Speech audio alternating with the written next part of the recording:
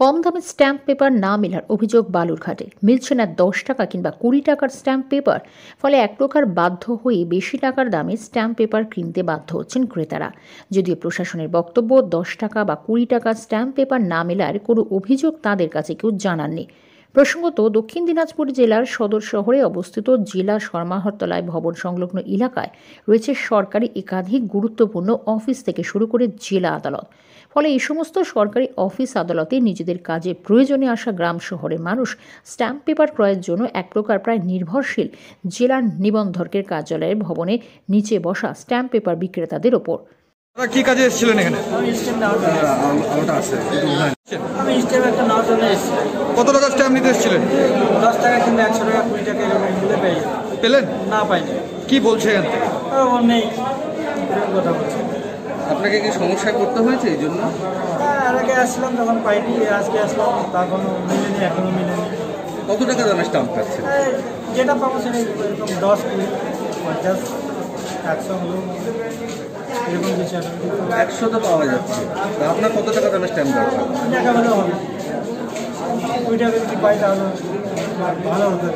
টাকা দামের দাম একটা। কোথা থেকে এসেছেন? কোথা থেকে এসেছেন? চামড়া থেকে এসেছি। স্ট্যাম্প কি পেয়েছো? স্ট্যাম্প পেয়েছি, আজকে পাইনি। আজকে 50 টাকা স্ট্যাম্পও নেই। যদিও সেই স্ট্যাম্প বিক্রেতাদের কাছে 10 বা 20 টাকা স্ট্যাম্প পেপার কিনতে এসেও স্ট্যাম্প পেপার কিনতে গিয়ে কার্যত বেশিরভাগ সময় খালি হাতে ফিরে যেতে হচ্ছে বলে জানাচ্ছেন ক্রেতারা।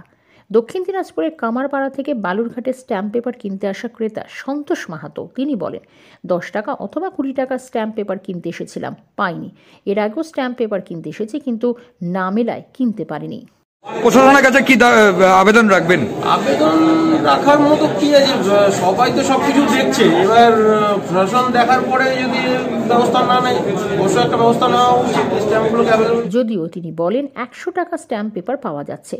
পতিরাম থেকে বালুরঘাটে স্ট্যাম্প পেপার কিনতে আসেন, তিনি জানান 50 টাকা বা 100 টাকা স্ট্যাম্প পেপার পাওয়া যাচ্ছে, যদিও বাধ্য হয়ে বেশি টাকা দামের স্ট্যাম্প পেপার কিনতে হচ্ছে বলে অভিযোগ করেন তিনি। 10 টাকা অথবা 20 টাকা স্ট্যাম্প পেপার অমিল থাকার বিষয়ে প্রশাসনের হস্তক্ষেপ দাবি করলেন প্রত্যেকে। দক্ষিণ দিনাজপুর থেকে শিবশঙ্কর চট্টোপাধ্যায়ের রিপোর্ট, ক্রাইম ব্রাঞ্চ।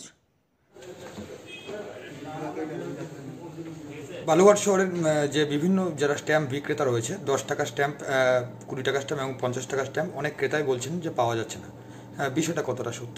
স্ট্যাম্পে কি আদৌ কোনো ক্রাইসিস রয়েছে কিনা এই মুহূর্তে আমাদের জেলায়? দেখুন, এই ব্যাপারে কোনো অভিযোগ তো, লিখিত অভিযোগ আমার কাছে আসেনি, তাই জন্য আমি ব্যাপারটা জানি না এখন আপনারা বলছেন আমাকে, আমি জানতে পারলাম। তো সেই ব্যাপারে আমি ব্যাপারটা খোঁজ নেবো, খোঁজ নিয়ে কয়েকদিন বাদে আপনাদের হয়তো জানাতে পারবো।